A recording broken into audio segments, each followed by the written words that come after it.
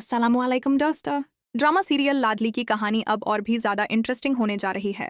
रूहान की मां सादिया जब नाजू की शार्ट मान लेती है तो सवाल यह उठता है कि क्या वो अपनी बेटी अबिश को रहीम के साथ खुशी खुशी रुखसत कर पाएगी या फिर उसकी सेहत बिगड़कर उसे हॉस्पिटल पहुंचा देगी, क्योंकि वो बर्दाश्त ही नहीं कर पाएगी कि उसका बेटा उससे हमेशा के लिए दूर हो गया है, सिर्फ अपनी बीवी की वजह से। दूसरी तरफ शादी के बाद क्या रहीम नाजू को वो मकाम दे पाएगा जो उसने सोचा है?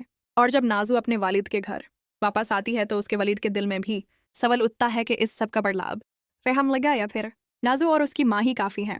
कहानी में ट्विस्ट तब आता है जब परवेज एंट्री लेता है, हर दफ़ा बड़ी शान और शौकत के साथ। उसकी दौलत और स्टाइल देखकर सब परेशान हो जाते हैं। मरियम का शौहर उमर भी महसूस करता है कि शायद वो परवे के सामने झुक जाएगा, लेकिन असल गेम तो परवेज के जहन में कुछ और ही चल रहा है। उसका मकसद है नाजू को सबके सामने जालील और रुस्वा करना। इधर सुंदस भी अपने शौहर से कहने लगती है कि रूहान ने अपनी माँ की जगह अपनी बीवी को तरजीह दी। अरसल को ये बात चुभती है और घर में नए तनाव पैदा हो जाते हैं। रूहान की माँ की तबीयत लगातार खराब होती जाती है, मगर उसे देखने वाला कोई नहीं।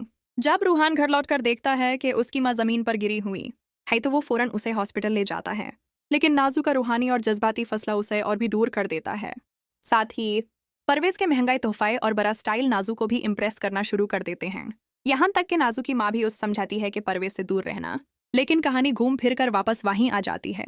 नाजू और रूहान के दरमियान लगातार झगड़ा, और नाजू का इल्जाम हमेशा ये होता है कि रूहान चुपके मरियम की साइड लेता है। मरियम अब चुप नहीं रहती, वो नाजू को ऐसा सबक सिखाती है कि सब देखते रह जाते हैं। एक जोर का थाप्पड़ और साफ साफ कहना, मैं कमजोर नहीं हूँ, मेरे किरदार पे उंगली उठाना बैन करो। और फिर परवेज का असली इरादा सामने आता है। वो कहता है, कुछ दिनों की बात है, तुम्हारा भाई ऐसा काम करके दिखाएगा जो किसी ने सोचा भी नहीं होगा। मैं तुम्हें सारी खुशियां दूंगा।